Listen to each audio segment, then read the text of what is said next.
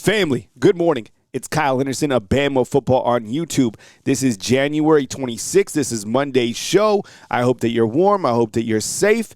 Let's kick it off with an absolute banger of a podcast deal. I know what you want to get into. Alabama's next offensive line coach, and a name is starting to emerge, okay? And that is Adrian Klemm. All right, we're going to dive into him. But first, you know what I need you to do? Let's get over 500 thumbs up. Get inside the comment box. Let me know the temperature where you're at, okay? I want to know the temperature, which city you're at. Post inside the comment box. Who's the hottest? Who's the warmest? Let's get it going. Adrian Klemm emerges as a strong favorite to be on Alabama's coaching staff for the 2026 season. Who is he? We talked a little bit about it briefly on Sunday's midday show. Now, Adrian Klemm is a name, as mentioned, that's been sourced by both On3 and 247 as a name that seems highly likely to be involved with Alabama's offensive line play. Now, is he going to be the main coach? Is there going to be a two-coach system? I don't know. I think that's kind of what we're leaning towards right now, but Klemm is definitely favored to be on the staff for 2026. He's a former second-round draft pick, so played the game. We like that. But we love the fact that he's a three-time Super Bowl champ with the New England Patriots, who, by the way, going back to the Super Bowl with quarterback Drake May, right? Anybody watch that game? So he's got the instant credibility because he clearly played and he won Super Bowls. Isn't that what we're chasing? We want guys that played the game. We want guys that won championships. That's what we are chasing here every single year at the University of Alabama. That can never change in terms of being the standard, right? That's what the standard means to me, is like the pride in performance, but also competing for championships. And you know what? I know we didn't get to the national championship this past year. We got to the SEC championship, and that was a game that we didn't win, but you got to a championship game. That was the first championship game under Coach Kalen DeBoer. How can we take steps forward? It starts, obviously, with the offensive line. He coached offensive line units in the Pac-12 and also in the NFL, right? His units consistently ranked well in sacks, right? Like less sacks allowed, and in terms of run production, which is very important, okay? Especially when he was at Pittsburgh. That was a year that Najee Harris ran for 1,200 yards, right? Former Alabama running back. I miss him. Who misses Najee, right? So everywhere that Klemm has been, he's coached, the run game has actually traveled, and that's got to make your ears certainly perk up, because isn't that what we're trying to do? We are trying to not only elevate the offensive line play overall in terms of intensity, kind of that mentality, but also we're trying to turn up the run game. Come on. So Klemm, run game, it looks like those two go hand in hand, and it looks like from a recruiting standpoint, he's also done a pretty good job recruiting. A couple years ago, he was named the Pac-12 Recruiter of the Year. And we know that Coach Cap, despite some of his shortcomings in terms of the development process, he did a hell of a job recruiting. I think we can all agree on that, right? Just because you can recruit, sometimes that doesn't translate to on-field development or helping with schematics in terms of getting the guys going for the running game. But it looks like what we have here is a pretty good target. I would like to hear from you inside the comment box. How do you feel about this potential hire for the offensive line? And again, there's talks out there that this could be a two offensive line coach approach. So you're like, what does that mean? Well, it sounds like, and there's some programs that do it in the NFL, they have one guy who's kind of like the main guy and another guy who's like the assistant. This is common. Even on the staff right now, one guy might not have will have the main title, and then there'll be someone underneath it. I don't know what Adrian Klemm would have, okay? That's for Coach Kalen DeBoer to decide. But I think if this goes down, I'm not mad about it. I like the fact that for the NFL pedigree, Super Bowl champion, yes, please, right? I like the fact that, where he's went, the run game has followed. So Alabama, in pursuit of somebody that has kind of the edge, that brings that toughness, the development, and also has championship experience, this seems exactly what we're looking for, to be honest, right? And I think kind of points to ponder. I think we got to look to the fact is like Alabama trying to fix technique or kind of reset the mentality up front. I think it's kind of both, right? It's like I think you definitely have to fix the technique, make sure that the guys are developing, and start with the basic fundamentals first. Whatever that means for somebody of this caliber to come in is like, let's just do a complete restart. And this is going to be a big job. Okay, this is a 1 year instant fix, okay? And I say that because year 3 for Coach Kalen DeBoer is monumental. So, yes, okay, he's coming in here. You always give the guy who just got here grace, but can you really? Like, we were in such bad shape last year running the football, offensive line play. We don't have a lot of margin for error again. Like, you got to turn it up immediately when you get here. So figure it out, kind of assess in spring, make some major steps forward, figure out where the competition battles really are, who needs to improve, what you need to do to be able to be ready for that first SEC game, which is actually the second week of the season against Kentucky, right, on the road. And I kind of wonder is, like, does that NFL credibility matter more right now than, you know, what he's done at the college ranks? I don't know. I wanted a guy. The dream situation for me, honestly, was to get somebody from the NFL. Now, most recently, he was at USC as an analyst. But I really like the fact that he's coming from the NFL. I just think getting guys from the NFL to come back to college is, number one, brave by that individual, because coaching in the NFL is way better than coaching in college, in my opinion, right now, especially with the recruiting. By the way, I keep asking, has anybody seen Ryan Grubb on the recruiting trail? Who's seen him out there, like, you know, a quarterback from, like, wherever? I keep looking. I don't know. But I like it, and I wouldn't be mad about it. And clearly Alabama has to add 2 coaches, right, because you got rid of your offensive line coach and you shifted your tight end coach, Brian Ellis, to quarterback. So you're going to need another quarterback. Not a quarterback, but you're going to need another coach on the roster. So keep your heads on a swivel. Keep the notifications on. We'll go live if this announcement is made sometime this week. We'll cover it as it happens. I'm not mad about it, to be honest, okay? I don't always like to see new things as, like, bad. I know. Sometimes people are like, you should be more negative. I don't like to be there. I like to have an open mind about guys coming in. And I know the first thing is going to be like, well, he was at USC. That's more West Coast coming in. He was also at Pittsburgh. He also, he also played, for the New England Patriots. That's not West Coast, right? That's championship level football. So let's just see what unfolds there. All right. Want to go over some weekend winners and losers, if I may. Okay. I have to start with this man again. I mentioned him on Saturday's podcast, but Alex Honnold, the climber. This guy climbed 101 stories, the building, Chinese Taipei 101, with no ropes. Did you see this? Who watched this live? Was there anybody that watched this live? Look, I've known about this guy for quite some time. In my opinion, climbing that sheer rock at Yosemite with no ropes is way harder because there's not a lot to hang on to, in my opinion. I went back and I didn't watch it live. I think we were live when he was climbing this building. But I went back and watched it. I didn't watch the whole thing. It was the same thing. It was just climb, hold, climb, hold, climb, hold. He said hi to people as he was going up the building. It was cool. But a guy like that, I would think it's almost easy for him to do. Seriously. And there's been guys free scaling buildings for decades, not on Netflix, so it made it a little bit more, intense. I mean, can you imagine if something goes wrong in that situation? You have, millions and millions of people seen it. But the guy isn't, it was pretty impressive. So definitely label him as a weekend winner. All right, I got a loser, and that's the Denver Broncos. I'm sorry, Denver Bronco fans, but, man, that you lose your quarterback, Bo Nix, and I know that was terrible timing right before the AFC title game against the New England Patriots. And then did you see the weather in that game? Oh, my God. You couldn't see anything. And I feel that the elements did impact the game a little bit. There was a time where you couldn't see anything. But anyways, Denver Broncos out, and the New England Patriots going to the Super Bowl. Christian Barmore, right? Do we have Anthony Jennings as well? Is he on the Patriots? Anthony Jennings. Yeah, he's on the Patriots as well. So we got Anthony Jennings.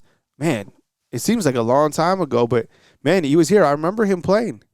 And Christian Barmore, he was a bad man. He was from the bad side of Philadelphia. Who remembers him? I know that we got some Philadelphia Eagles fans on here, or just people from Philadelphia. He was from the bad side of Philly, and he was mean and nasty. That's the type of dog mentality, man. He's got it 100%. So those guys playing in the Super Bowl. And then remember Drake May.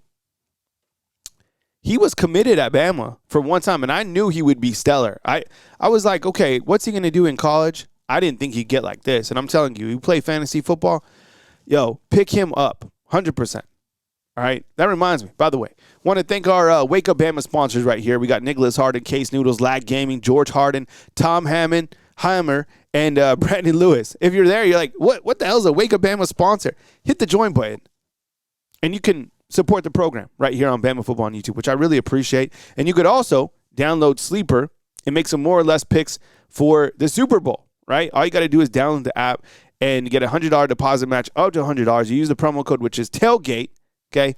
And just get $20. But you have to use the promo code, which is tailgate. That is my personal code. And please take care of them as they take care of me, which is Sleeper, all right? Let's see. A couple more winners and losers. Oh, you're not going to like this one. All right, winner, Charles Bediako. Hear me out. He got to play because of a restraining order put in place. So he played on Saturday night, a game that we watched right here on Bama Football on YouTube. And I'm going to talk about the basketball team here in a minute. Now I'm going to lay out the truth. But one of the losers as well this past weekend was the Alabama basketball team. They've lost 5 in a row to Tennessee? Come on. To the Vols? Oh, man. Can't be doing that. So, winner, Bediako being able to play. Loser, Alabama basketball. And I guess kind of the points to ponder is like, what's going to happen with Alabama basketball going forward? I'll talk about that in just a minute or ask you some questions. And I guess that's the only point to ponder on that. All right, new feature that I have for the next couple of days or next couple of weeks, however we want to spin it, kind of going into spring football, is I'm going to start bringing 3 players to kind of watch for spring football. I think you're going to like this. And I'll sprinkle in kind of 3 players per day, ask you some questions, kind of give them the spotlight. And I'm also going to do the same thing with the one transfer portal player that came in, okay? So the first player that I'm going to discuss in terms of players to watch, and this is going to be a variety of players, is Jet Damala, quarterback. You're like, what? No, Keelan Russell started. Just let's talk about the guys that are on the team, okay? Just hear me out. If you have not watched Jet Damala's highlights, I suggest you do it. He is a fantastic quarterback, and he's very similar to Keelan Russell. Kind of the same height, same build. He's a little bit heavier. Although I would imagine that Keelan's put on a little bit more weight. He's got to be. Is he 210 right now? Anyways, I think Damal is going to be a really good quarterback. As you know, I worked for the Elite 11 a long time ago. And I reached out to someone that I know out there, and I asked them about Jet Damala, and they were gigantic. I was like, do you like? And they were like, we love Jet Damala and what he brings to the table. The guy in high school at Nebraska was phenomenal. 10,000 passing yards. I think he's regarded as the best quarterback ever at Nebraska high school football. All right? So take that as you will. He had 130 touchdowns passing-wise as well. He's got a quick release, great arm talent. He's got poise, a great deep ball, kind of just floats in there. He's athletic, right? He's already been enrolled. This guy has a future. Now, is he going to play this year? I can't predict the future. And we got 2 guys that are vying for the spot, right?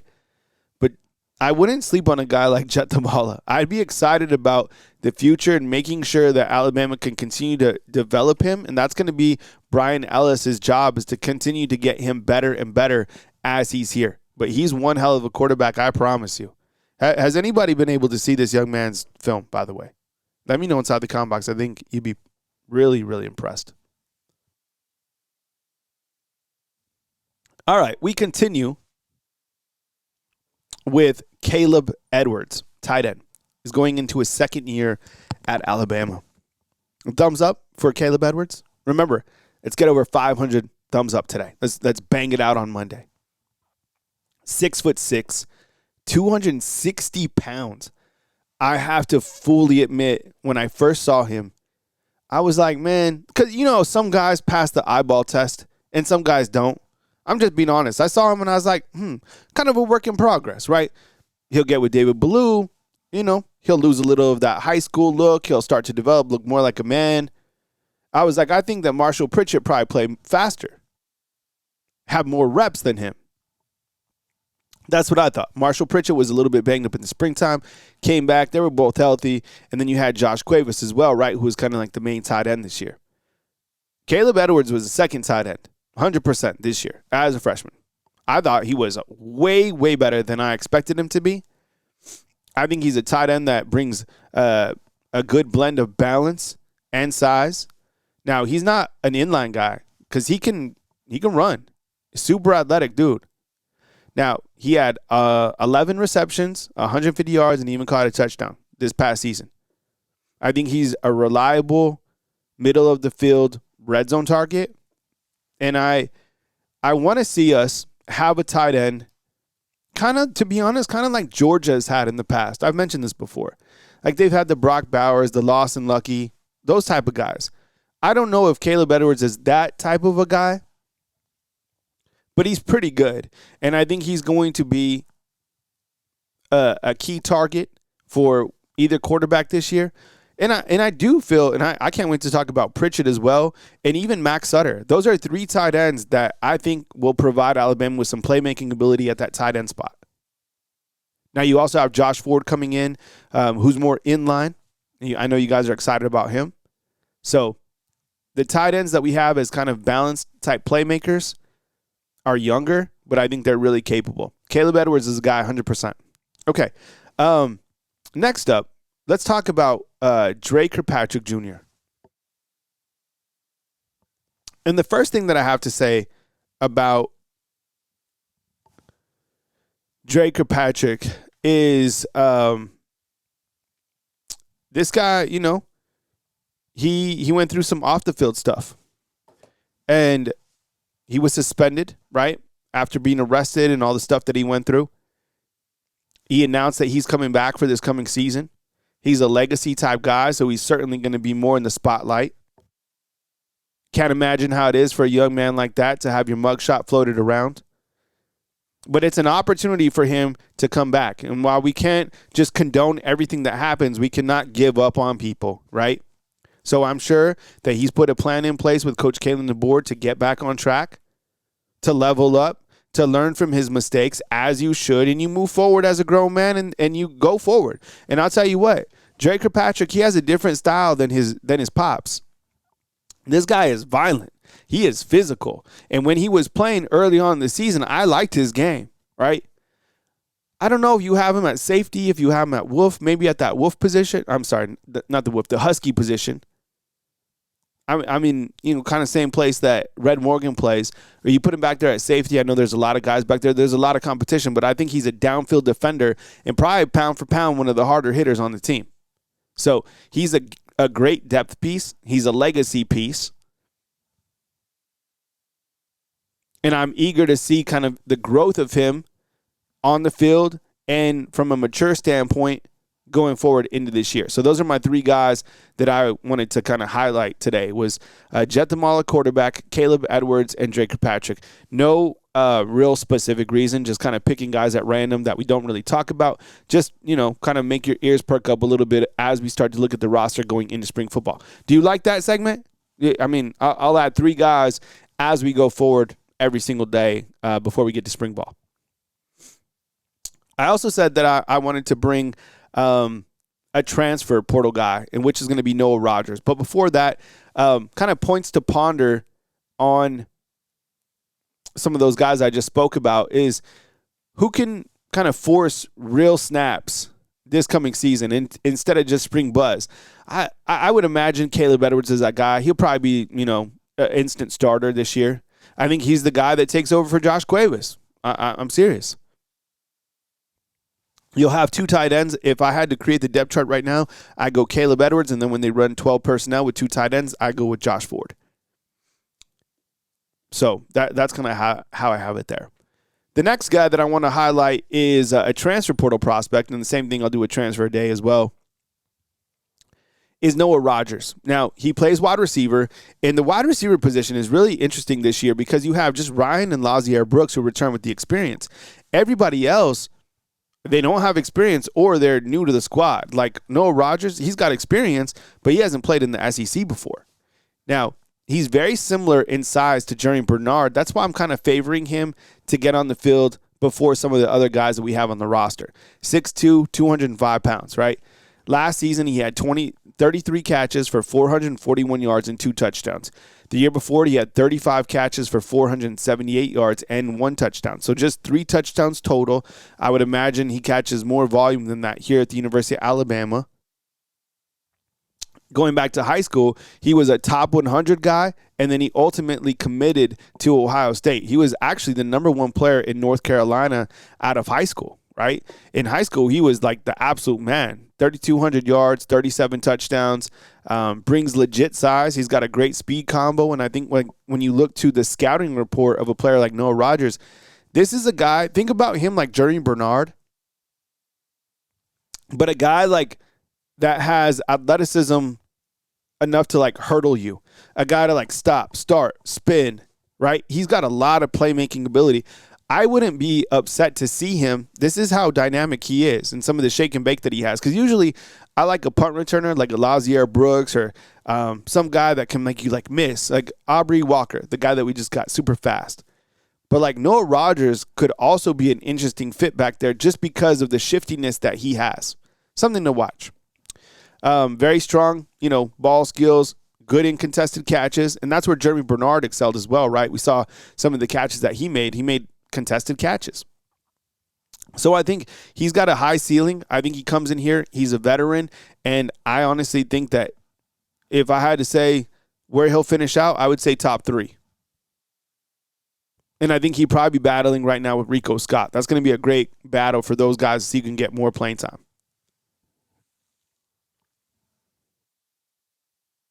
And I guess the points to ponder on Rodgers is like, can Rodgers really become a true guy and become a matchup problem for the defense? And is his breakout year for this year kind of dependent on the consistency of our quarterbacks, right? I mean, is this a guy that can catch for 1,000 yards this season? I'd probably say so. By the way, Alabama hasn't had a 1,000-yard wide receiver since 2021. I kind of feel, it's weird. I kind of feel like we have 2 wide receivers this year that catch 1,000 yards. Is that crazy? I don't know. Maybe I'm tripping. I don't know. All right. Hope you're enjoying the podcast, by the way. I do have to say, I'm a little under the weather. I don't know. It might be allergies. It might be something, but, we fight through. It's all good. I get some rest. I probably give myself off on Monday's workout. Sleep does the body good. So, I'll keep you guys posted, but we're still live on Monday. Okay. So my status for Monday's live is full go, 100%. Okay. All right, fam. Let's talk about Alabama basketball. As I said, I wanted to add more basketball to the podcast. I love basketball. I love baseball. I love all sports, to be honest. Shoot, I even play badminton with you. Whatever sport you want, call me over. I'll play sports with you. I'm serious. During the springtime, you guys invite me out. We'll do whatever sport you want. You want to go play golf? Let's go play golf. You want to play cornhole? Let's do cornhole. It's all good. So you guys just let me know. I'll show up. I'm an athletic dude, so I can play any sport you got. I'm down for it, 100%. Alabama basketball, think about this stat. They're 2-3 over their last 5 SEC games. I don't like that. The shooting has been off, right? Which is untypical for this group. For example, against Tennessee, there was 6 of 26 from three-point land. 6 of 26, come on. And I thought Bediako would give them a little bit of boost. I was like, for sure they'd beat Tennessee. That's why we were celebrating watching the game. Tennessee controlled that game. The more that I look at it, Tennessee slowed it down and made it more half court than like full tempo, right? Would you agree with that? They were big, they were imposing, and they took great shots. Great shot selection. Man, what a good team. They played Alabama perfectly. They beat Alabama on the boards. I think it was 44-33 or something like that. Now, but I was talking to a buddy of mine, and maybe you could help me out. I don't know. Like what's going on with Alabama basketball? Like, what is it? Because I can't really pinpoint it. Now, I get it. Holloway was out. He averages 17. You got Amari Allen. He's out. He averages 11. But you still got a lot of interesting lineups. Ricel was on. He came out hot out of the gates. He was in double digits. It was weird. I don't know what's going on with this team. I really don't. And I don't like it. And I like Nate Oates, and I'm always going to like Nate Oates. But like something, I cannot pinpoint what's going on with Alabama basketball. Can you? I don't know. Let me know if you have any thoughts. I mean, coming up next, you have Missouri, number 16, Florida, Texas A&M, Auburn, Ole Miss. I will say this, though, and I wanted to highlight this. One of the bright spots in that game, and you know what? Phylon did his thing. A couple times he hit the step back. Money, right? I love Bo Bolin, too. He hit an outside three. But Houston Mallette, that guy, man. We were talking on the watch along. Every program needs a guy like that. And it's hard to keep him on the bench because he's a spark. He was everywhere. Man, I love that kid's motor. Hustle, drive. He took a shot that didn't go in, but I love all his play. Big time play, 100%. I guess the points to ponder with this basketball team, is this shooting, is it a slump? Is it a chemistry issue? That's the interesting thing. Is it a chemistry issue? Maybe that's it. They didn't score for the last 3 minutes of the game. They were like 1 of 8 to end the game. I don't know. Is it a weird slump? It feels to me like they were playing better in the beginning of the season than they are right now. Let me ask you this. Does the Alabama team that played the first game of the season beat this Alabama team that has Bediako? I don't know. Kind of seems like it. So we'll see what happens. Next up, as I said, Missouri, which has been pushed forward, I guess because of weather, right? Okay, next up, I wanted to talk about Coach Prime. And by the way, thank you so much for kicking it with me today. I really appreciate you guys starting on Monday right here on Bama Football on YouTube. I know it's cold outside, but for those of you that are back on the work, grind, stay with it. This is the pride and performance, and I really appreciate you guys being here. Thank you so much. So Coach Prime out at Colorado is going to start fining players for these specifics. Late to practice, $500. No show at practice, $2,500. Late to film, it's $400. No show, $2,000. Late to strength and conditioning, $1,000. No show, strength and conditioning, $1,500. Late to treatment, $1,000. Late to no-show treatment, $1,500. I love it. I've always thought that, number one, paying these players has to be highly incentivized, right? You make the All-American team, you get X amount. You graduate, X amount. You get your master's, X amount. But holding these guys accountable for something like this was something I didn't think about. Yeah, these are professional athletes, and the university is paying these guys. The collectives, the fans are paying these guys. They need to have accountability for where they're at. There's no entitlement. You just don't get paid to just get paid, right? So a lot of these guys are going to learn this from Coach Prime, which I love, right? So is there any other items that you could think of out there that you could get fined for? So late to practice, no show. Late to meetings, no show. Late to strength and conditioning. Late to treatment. What else? How about like a personal foul, like a blatant personal foul, something just ridiculous like that? How about a social media post? I have no idea. Like, what can you think about? Something that kind of reflects bad on the university? I don't know. What else can we think about that you could theoretically fine them for? And I'm not saying, let's just start penalizing everybody, but let's start holding people accountable and kind of get away from that entitlement, right? Let's do that so we can make sure that everybody's on the same page and have that buy-in. They get fined in the NFL all the time, right? And I guess like the points to ponder here is like, does financial accountability create kind of the buy-in, or does it create resentment? You know what I'm saying? It's like, oh man, coach doesn't like me, I got fined.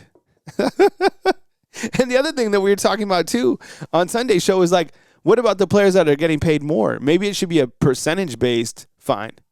What if a guy like on the lower level is getting fined all this and he just runs out of cash?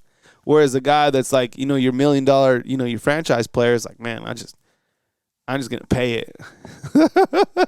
I don't know. And do you think this model would work here or just for Coach Prime? I don't know. Do you like this model? Maybe you don't. I don't know. All right. All right. A couple more things before we get to the call-in portion of Bama Football on YouTube right here on Wake Up Bama.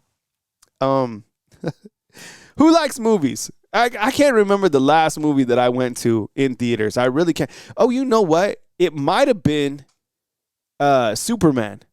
And you know what is weird? I went to Superman in Gadsden, Alabama. My son and I were driving up to Mentone, and we stopped there, stayed the night. Nice town. And they have a beautiful movie theater. Who's been there? Anybody been to that Gadsden movie theater? It was nice. Their couches. They're way nicer than the one we got here in Tuscaloosa. Anyways, you got kind of a throwback coming back with He-Man. Do you remember this?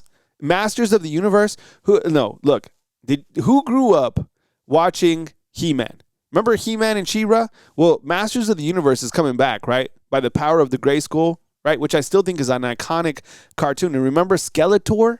Remember this guy? He was like one of the craziest villains. And I also, so that movie's dropping. But also, do you all remember this? Do you remember along with like He-Man, right after He-Man, you know what other cartoon came out? It was Thundercats. Who remembers Thundercats? Yo, those cartoons were for real. And the other one that I like, that I kind of lump in with them, is G.I. Joe. Man, for those of you that are a little bit older, you know what I'm talking about. When those cartoons came on, there's things that you wanted. You wanted, number one, to be able to have the TV, because there wasn't everybody didn't have devices. You had one TV, and that was it. And you better hope that like dad or mom wasn't watching something else. Otherwise, you just weren't watching cartoons. But the other thing is you wished, am I right, that you had some cereal with you. There's nothing that made those cartoons better than like some cereal. I'm talking like Cocoa Puffs, right? I'm talking like Lucky Charms, right? Something just delicious. You know what I'm saying? All right, and the other movie that's coming out that I think looks pretty good is The Odyssey. Anybody read The Odyssey, right? It's kind of a hero's journey, right? Trying to get back home. It's going to take him forever to get back. He goes through all sorts of different places. So I don't know. Those are the movies that are on tap for me. I think there's another movie that I might be trying to watch. It's like Greenland 2. It's kind of like the end of the world dystopia type stuff. I don't know. Let me know what you're watching. If you have any good movie reviews, what you're watching right now, drop them inside the comment box. All right, family. Coming up next is the call-in portion of Bama Football on YouTube. I will be live today at 10 a.m. on Monday to dive into it, to break the news, to take your calls, and enjoy the call-in portion of Wake Up Bama right here. Starts now. Hey, what's going on? You're on the line with Kyle Henderson. Thanks for calling. Who am I on the line with? Hey, Kyle. This is Mike. Mike, what's up, man? Where are you calling out of, bro? Birmingham area. All right, Mike. Welcome on in, man. Thanks for calling the show. Thanks, man. I think Coach Prime is hitting on something that's very interesting, but I find it ironic that the real reason these kids are that's the key word, supposed to be at this college, is to go to class. Where are the fines for no class or being late to class? Maybe I'm not being very realistic, but that is supposed to be the goal of going to college. Yeah, I think I've always thought that paying the players should also be highly incentivized. Like, where is it? Like, let's talk about where you're talking about. Okay, you get your degree, you get your master's degree, $200,000 bonus. Okay, you get you make All-American status, right? I don't know, $80,000 bonus.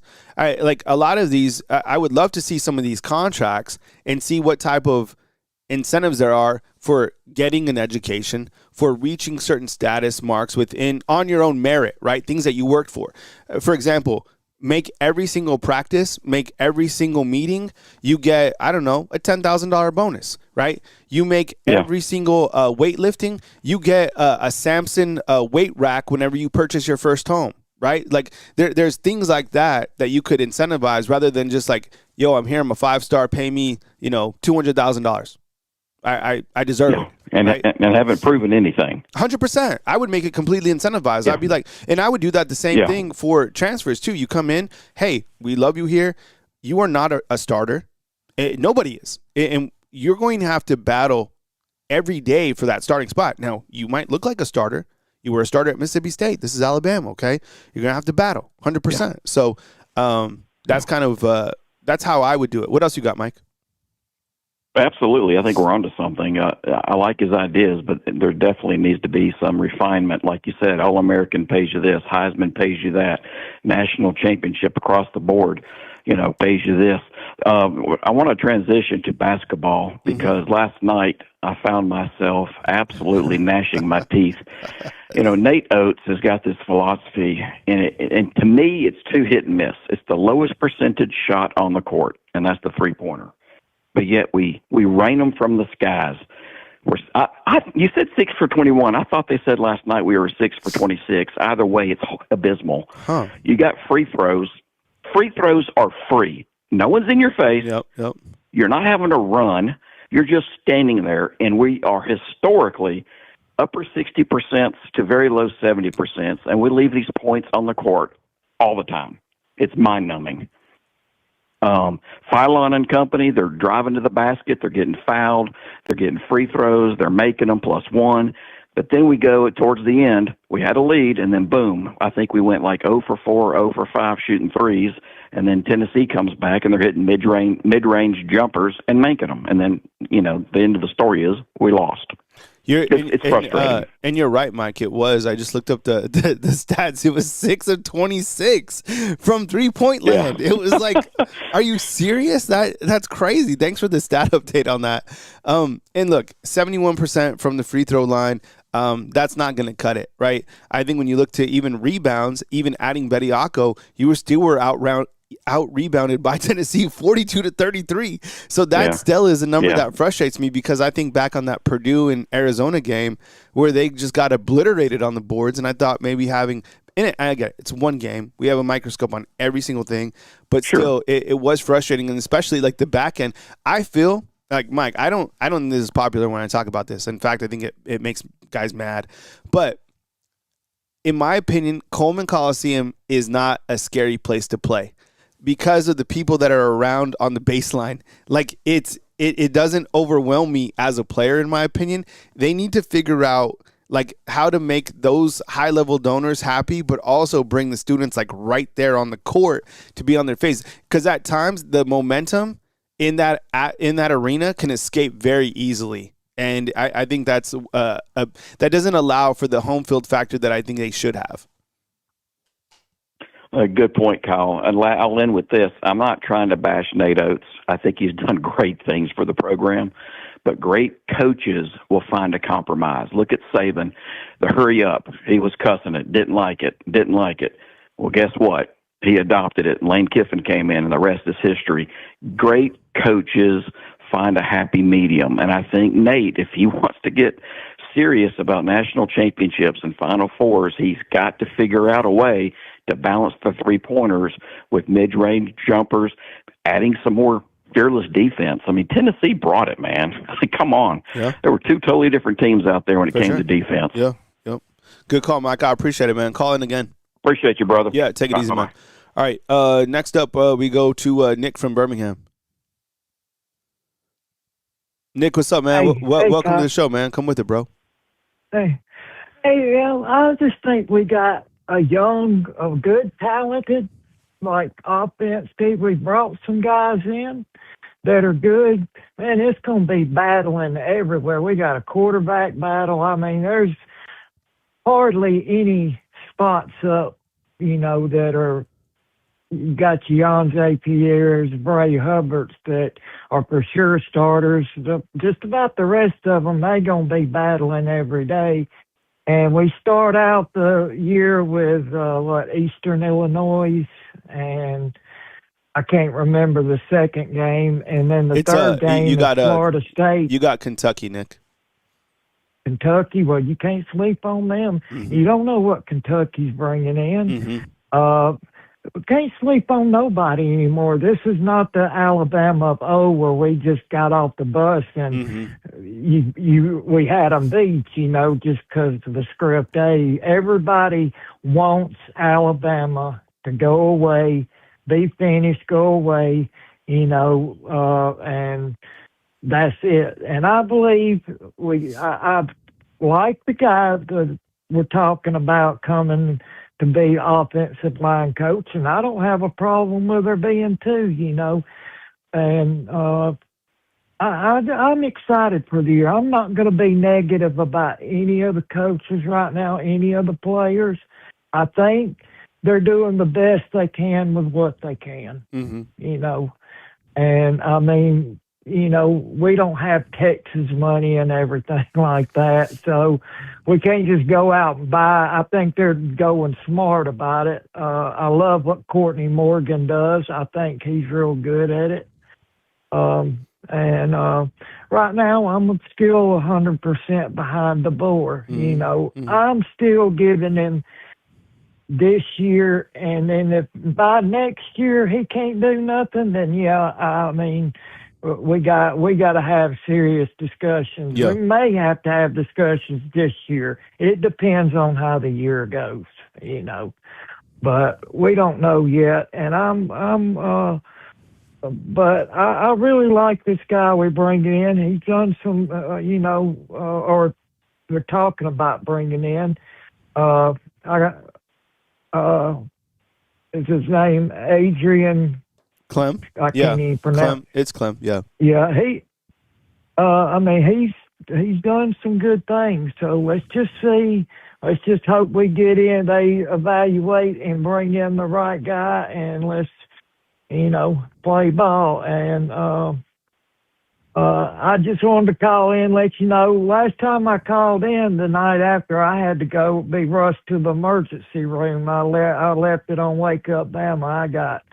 I was in pretty bad shape, but I'm home now. I'm okay. Okay. And I'm always sticking with you. Love Wake Up Bama. I love being a sponsor of that. I'd sponsor this show, but it won't let me do both. So. Yeah. Well, thank you so much. Well, Nick, I'm glad that you're okay. Prayers go out to you, and continue to stay healthy through these cold couple days, and call again. All right. We really appreciate the support, bro. All right. Thank you, Nick. Roll Tide. Roll Tide to you. Yeah. Prayers out to our buddy Nick inside the comment box if you guys could. I'm telling you, everybody's going through something. You just never know. That's why you got to give people grace. That's why you got to be nice to people. It's just life. And I think the thing is, as you get older in life too, I think you start to understand is like how fragile life is, right? One day you're listening to Wake Up Bama, the next day you're in the hospital, right? Like life comes at you fast. Shoot, man. All right, Nick, hang in there, buddy. I appreciate the call from Birmingham. All right, looks like we got Mike down in Choctaw. Mike, what's up, man? Welcome to the show. Hello, Kyle. Just trying to keep warm, man. It dropped 25 degrees in about 1 hour, so definitely got to put the big boy britches back on. No doubt about it, man. Yeah, it's pretty. I think it's gonna get cold tomorrow in Tuscaloosa. I'm not looking forward to it, but like right now it's just rainy, about 45 degrees. But glad you're warm. You probably got the flannel, overalls on or something like that. Yes, definitely got the big clothes on, no doubt about it. But Kyle, I won't keep you long. All I want to say is this, man. I just noticed this morning that as far as BetMGM, we are in the top. We're number 7 to win the national championship last year. So all is not lost. As doom and gloom as it may be, because the way our season ended, basically, as doom as it gloom it may be, we lost to the eventual national champs. As far as betting odds right now, MGM bet Bama's number 7 to win the national championship next year. So apparently some people see something good in us, man. So I'm very happy that all is not lost for a beloved team. But Kyle, that's all I got, man. Keep up the good YouTube. Stay warm. Good luck and God bless, bro. All right, thanks, buddy. All right, take it easy. All right, that's Mike. We got 901. Let's take it right now. Hey, thanks for calling in. You're online with Kyle Henderson. Who am I online with and where are you calling in from? Hey, Kyle, you on the call with Reginald. I'm sorry, I missed you. I missed your name. Sorry. Reginald. You on the call with Reginald. All right, what's up, Reginald? How you doing, man? Welcome to the show, bro. Where are you calling out of? Man, I'm calling out of Dallas, Texas. All right, Reginald at Dallas, man. What's up? Welcome to the show, man. Happy Sunday. Come with it, bro. Yeah. 2 things about Bama that I really seen, Kyle, and I'll take my take on it. I don't think the season was bad. I think it's some small, minor things that we need to clean up as far as watching everybody else. Physically, mentally, and discipline kind of hurt us a lot in games. But if you look at what we're doing in the body of work we have done, with Coach K and the boy have done, it's been okay, right? But not great. I think we have a way better season than we had last year. I think we'll start out fast.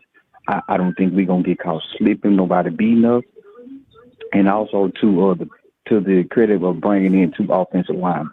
The reason why, you got one that could pay attention to details and the other would physically have them ready. And I think that would help a lot because now you're putting emphasis on the run game. We can go to the transfer portal and get any running back that we want. But if we can't block it up front, right? And the second thing is we have to get kids that fit the mentality of what we're trying to do. We can go get anybody out that transfer portal. But from what I'm seeing is boots on the ground, some of them kids just do not fit what we're trying to do. And they have to be coachable and understanding what needs to be done. So I think the defense played pretty good. I think Coach Womack is going to have them better discipline too, as well as what I did look at putting more emphasis on our corner situation. I think the corner has to play a little bit tougher than what they play as teams running on the outside and be more disciplined. So I looked at our season is fine-tuning small championship details that we dominate when we get to details, we physical, and we play discipline. Some of these games that we did play, we got beat because we wasn't disciplined. And we wasn't physical. Yeah, I think one of the things too is like I think the physicality, right, and I think the discipline. I mean, just as you mentioned, I think sometimes too is like I've been thinking about this is like the nature of the losses definitely impacted how people are still feeling right now, right? Because people can like you lose by a touchdown, whatever. You're like, all right, man, that was terrible. But like how they got beat by Indiana, how they got beat by Florida State, right? It's like those type how you lost the game against Oklahoma, like. Those type of the nature of those losses impacted people's thought process where they're at right now, which I totally understand. But yeah, it starts with physicality, and I think we can both agree that Miami and Indiana, and I know people hate to hear it, those teams look physically imposing. They did I mean the guys look older, which I would agree with, but they also looked like dominating. Miami had some dogs on the defensive line, so let's get back there. Anything else, Reginald? Yes, and I totally agree with you. When I looked at those games, I watched both of those games. That's something that has to be instilled into the kids if you're going to recruit them or get them out the transfer portal. You're going to have to be a physical back, running back. You're going to have to be a physical defensive back. That has to be emphasized up front. If that doesn't, Cal, you're not going to get it out of them because you can't turn physicality on game day. Not happening. Thanks for the call, Reginald. I appreciate you calling out of Dallas, man. Stay warm, bro. Okay, thank you. Yep. All right. 501. It looks like we got Dennis out in Arkansas. Hey, Dennis. What's going on, Cal? Welcome to the program, Dennis. Come with it, man. Give us a temperature rundown up there. What are we looking at? What about 13? Okay, that's pretty cold. That's pretty cold. Yeah, it's 13 degrees. It's 13 degrees and nothing's moving. It's ice and snow everywhere on the ground out here. Yeah, that's cold enough for me. It's kind of gloomy, man. All right, I'm kind of mad about it because I haven't missed church in about a year and a half. Uh-huh. It's the first day I've missed. Yeah, and you know what? There's nothing that'll throw you off than missing like a church streak, right? Once you got a church streak going. Yeah, man. I get crazy. it. It's crazy. It's crazy. All right, Dennis. Welcome. Welcome on in, bro. Come with it. Make a couple little points. I think the firing of our offensive line, Coach Camp, was more of a schematic thing. If you think back before this year, the past 2 years before that, we already had a running game problem. The only thing that helped us during that time was we had a quarterback. We had a +1 that could tuck the ball and run, so it kind of hit it, for a couple of years, because that's what we were depending on when the Oro was here, So the schematic of things has to change. And number two, you kind of got to give a upbeat to Coach Kalen DeBoer right now, because everything, even as fans, we know what the program and the structure is supposed to look like, but everything that we're complaining about, he's attacking. And he's attacking it aggressively, Cal. Am I right or am I wrong? Mm-hmm. Mm-hmm. I mean, he sees exactly what we see Saturday in and Saturday out, and he sees even more of them because he's at practice with these guys. He's in the weight room with these guys. You kind of got to give him his props on at least attacking the area that cost us our season this year, So, that's the one point I wanted to make. And then the second one, I hate doing it, but I'm gonna skip the basketball just a little bit, Kyle. That's fine. It was if you watch that game and you've been watching a little bit of college basketball this year. We were a Holiday away from winning that game. Holiday plays, we win that game. He averages 18 points a game, Kyle. Mm-hmm. So he gives us, let's say he gives us 8 or 10. That's ball game. And they just looked at better. Alabama still, even though in a loss, they looked at better on the boards for sure. They looked at better in the paint. For sure. Yeah. So I just think we were enjoying the Holiday away from winning that game last night. And if they keep playing the way they are right now and everybody gets healthy, I think they'll make a good run this year. Whether it be Final Four or not, I don't. That's led to say, but I think they do look good, and I think even in a loss, there's some positive aspects that came out of that game. As long as they can keep the big man playing, if his court stuff goes good, then I think they'll be okay. Yeah, I mean, you just got to score at the back end of the game, right? I mean, you can't end the game. They didn't score for the last 3 minutes. I was like, what the hell's going on, man? And then, the free throws, you can address that. And then, like you were saying, Dennis, too, is like this Alabama basketball team, when Ricel's healthy, then someone else is hurt. And then when he's hurt, it's like the weirdest thing. It's like, can we just get all the guys healthy for one game and see what happens?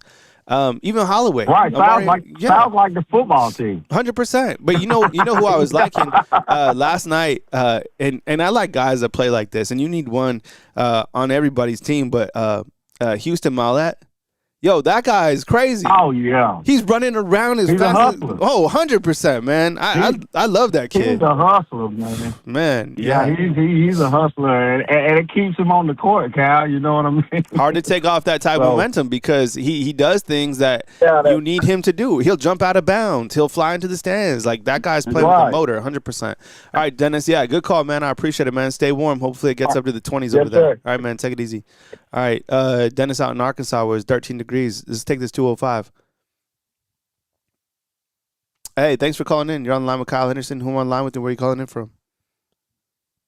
Hey, Kyle, this is Tommy from Hoover. Tommy, what's up, man? I appreciate you calling in. What we got temperature-wise up in Hoover? It's very light rain, supposed to stop around, I think they said around 2:30, and then just get bitter cold tonight. Is Hoover still? Is that high school football team like still like one of the top teams, Tommy? Or they have is it kind of evened out? They're up there. They're one of them, but it's Thompson now. Thompson is the big dog. Yeah. Hoover's kind of taken a step down or two over the last 2 or 3 years, I guess. Because I remember growing up, Hoover, they were like national news, right, with what they had going on, and it was like I think they even had like a series. Was it on ESPN? It might have been, right? It was something like that. I don't know. Yeah, it was one of those things. I don't know if that was back during the Rush Probst days or not, but Josh Niblett, he had it going on for a few years. Yeah, there. Yeah, absolutely. All right, Tommy. Well, welcome to the show. Thanks for joining us on Sunday. Go ahead, man. Okay, the last caller kind of stole what I was going to say, and then I want to talk about something else, football. But, yeah, you got to figure Holloway's the number 2 scorer on the team, and he's a 3-point guy. Yep. You got to think at least that he would be hitting a few threes. You got to consider that. And also, his name escapes me right now, but the number 3 scorer was also out last night. Yeah, Amari Allen. Yeah. The number 2. Yeah. So you gotta assume that at least they're going to hit a few of their shots. I think Bama would have won that game, but I hated the way the game ended. I said not scoring in the last 3 minutes. What's that about? That was terrible. That's crazy. Yeah. But I want your opinion on this, Kyle. I think they should, but don't you think Bama should hire Jeremy Pruitt at least as an analyst right away? Because we've been hearing, me and my friends, we've been hearing that Kane wants to, and I know it won't be this year, but say next year, if the defense continues to play well like they did this past year, that Kane's kind of looking to be a head coach somewhere, and I'd hate to lose Jeremy to another school. We could already have him on staff, and he would ease right in there. He's a fantastic. Now, I'm not saying he's a great head coach because he wasn't. He's a fantastic coordinator, though. A lot of people say he's better than Kirby, and I kind of agree with them because I remember when Jeremy was there. Fantastic defenses. What do you think? Well, I think kind of dating back to what Alabama has historically done in terms of coaching specifically is they've always played chess. And what I mean by that is if you play chess, you're always looking about not only your next move, but you're always looking at the move after, right? Like if you play chess out there, you understand what I'm talking about. And I think that the past regime did that. And that would be a great chess move because what you're doing is, I think you bring up a really great point, Tommy. Let's not all be dumb. Kane Womack's here for one more year, and you know who else is only here for one more year? Mo Lindquist. As much as you tried to hide him, those guys are going to be head football coaches going into 2027, like 1,000,000%. So I think this would be a perfect time. Jeremy Pruitt is going to get cleared very soon. I mean, you already understand what's going on with the judge, allowing him to be able to be a coach. So why not bring him on and have him as a defensive analyst? And that's what the fans look. I get it. Fans are fans, but sometimes fans are saying what needs to be done. And I think in this particular case, this would be a big boost for Alabama's defense on the back end. But you know what it would also do, Tommy? I think it would be a big boost for Coach Kalen DeBoer, because you're bringing somebody who's proven on the defensive side here that would make fans happy, that would continue to increase your approval rating, and it would also set you up for 2027. Granted, two of these guys go elsewhere. So, yeah, fans have been calling on it for a long time. This could be like the time to make it. I think that's kind of the news that would like break the internet. Yeah, good point out. Anything else, Tommy? No, that's it. Yeah, I would just hate like everything for Kalen to be asleep. I know he won't be asleep as far as knowing that Kane's going to be leaving. But I hate for one of these other schools to snatch him up. Mm-hmm. I thought Jeremy was already cleared. Mm-hmm. I may be wrong on that. Yeah, I think he's cleared. I think they're been lifted. Yeah, I think he is cleared. I think there's a couple other things that might need to go his way, but I think he's good to go. So, I mean, if you added him right now as an analyst, I think he would line up perfect, 100%. Oh man, it would be. Well, they wouldn't skip a beat, and probably would even be better. I mean, it's just I just don't want him, Kalen, to be asleep at the switch, and then he's out looking for a coordinator when got the best dangling out there. Yeah. He's not gonna stay single for long, right? That's just how it goes. I mean, so everybody knows that. When there's a good one out there, you make a move quick because other people are gonna beat you to it. I promise you.